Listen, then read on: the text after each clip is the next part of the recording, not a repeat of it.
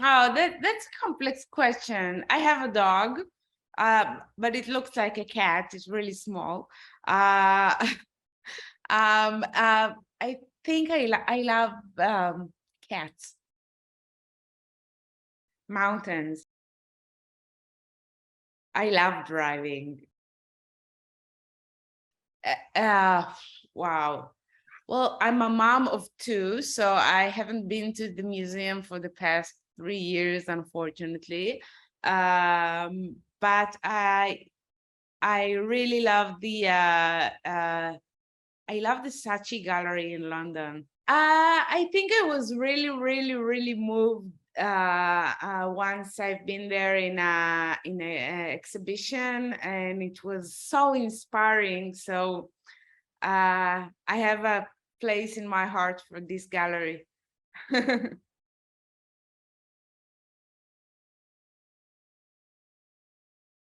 No.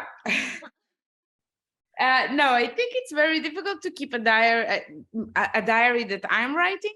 No, with all the social media and emails and WhatsApp and everything. So I think the digital media is our kind of personal diary. And maybe one day my great granddaughter will look into my iPhone and search for what I felt and what I did in the social media and digital emails and everything. Not like my great grandfather, I'm not doing something to save my people and find them a safe haven. I'm just a filmmaker. Okay, so I was quite shocked because all I knew about my great grandfather is that he was a hero. He planted all the forests and established all the settlements. And for me to find out that he had a big part in the transfer committee and to prevent the returning of the Palestinian population, it was a big shock for me. And especially because nobody talked about it in our family. So I think I had to, I felt I need to read all the diaries, his diaries, to understand what really happened. And it was really helpful for me to understand the complex figure he was. He did all this stuff, but he also wrote about the emotional part of how difficult it is to transfer population and to make them leave their land. So I think I was very connected to his honesty and the straight way he wrote things. And I went to do a huge research. Except for reading the 5,000 pages of diary, I met a lot of historians, and I read a lot of government protocol meetings and a lot of the other diaries of other people and letters and everything. I read a lot of stuff, and I interviewed people just to try and understand what really happened. It's very difficult to know what really happened in history because, you know, nobody is objective. But I just started to learn the subject, and I was quite shocked. I had another shock after it because I found out a piece of history that I wasn't aware of, not in my family and not in my country. I started to read the diaries, and except from the diaries, my great-grandfather wrote a lot of books and letters, and he wrote all the time, so I read everything. And I didn't tell my family members about me doing the film at the beginning because I was quite afraid from their reaction. So I kept it to myself. The only person that I talked with was my mom. And she tried to convince me in any way just to let it go. Don't ask questions, don't do this movie. It can get you into trouble. Let it go. All the time she said this. She just wanted for me to not get into this black box of history. So and I tried to talk with my mom and convince her that it's important what I'm doing, and even if I'll find out that the truth is not comfortable and it's not nice, so it's okay, and we have to deal with it. And in Israel, it's super important because this is it's not only our past, this is the present and our future. So this is extremely important. And only in I worked on the film for 14 years, and only in the last 3 years, I decided to interview my family members. And that was the moment that I told them that I'm doing this film, and that I'm not going to talk only about the bright side of our great-grandfather. And they were extremely shocked, thought that if we managed to hide this piece of history for 40 years, so we'll manage to do it in the next 40 years. So they were really shocked, and as you can see in the film, my father didn't like it at all. But I have to say that after I finished the film, I screened it to my father, and he really likes the film, and I think it's super important. And now me and my father and me and the rest of the family, we can talk about this subject in an open way, and it's okay to talk about it. And I really hope that one day the Israeli people will be able to talk about the dark side of history of Israel. And I think it was very important for them to come to the screenings of the film, to the premiere in Doc Aviv Festival, and they saw the reactions, and they saw that it's completely okay to talk about the past, and our great-grandfather is still a hero, and we love him. And I think that our heroes not have to be perfect. And if we have this dark side, we can talk about it, and we can learn from it for the future and the present. And Israel, it's not an easy place to live in.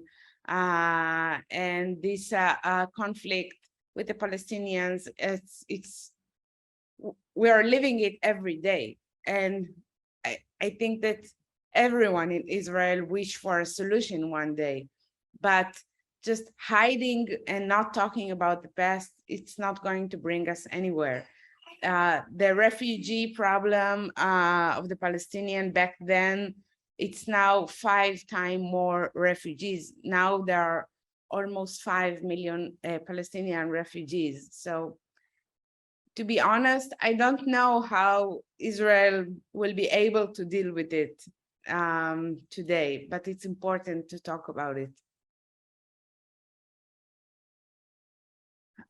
Yes, there are a lot of things that I had no option to put into the film, because I have only 70 minutes to tell a story. And for example, the 5,000 pages of diary, I think in the film there are 7 pages of diary, so I had to leave out a lot of information and a lot of research and a lot of good stories.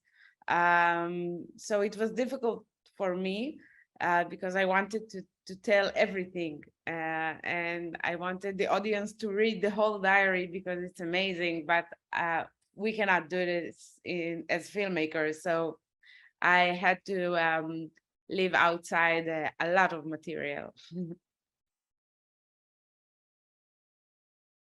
I think it's important because every country has its own dark history. and every country has the people who did it and the people who wrote about it, and every country has the next generation and its future. And I think it's important to be able to ask critical questions about the past. We have to learn from the past. And as I mentioned earlier, it's in Israel, it's not only the past. We were still living 1948, we're still living it today, and we will keep living it in the future. Israel didn't solve the problem of the refugees from 1948, and it's a big problem right now. And I think that the state has to able the citizen to ask those questions, and it's my right, my right to learn about what really happened.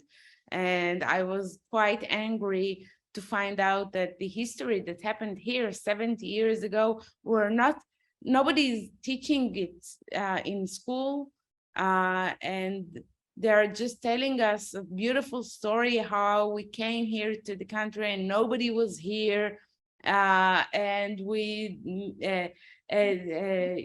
worked hard and the desert just started to bloom, but it's not right. There was a lot of a Palestinian population here, and we need to talk about it, and we need to say sorry if we did mistakes.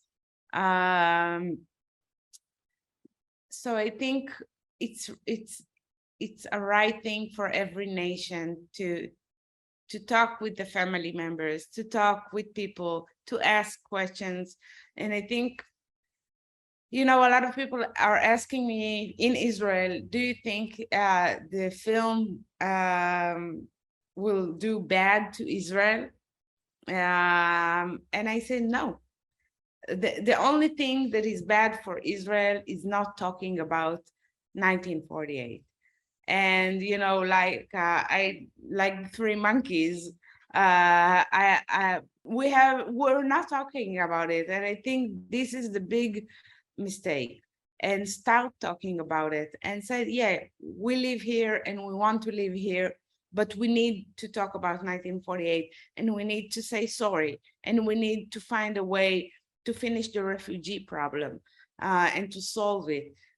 So I think this is, and the film is just one step in talking about it. And I hope that there will be more and more. So I think it's not bad for Israel. I think this is a big step for Israel. I hope so.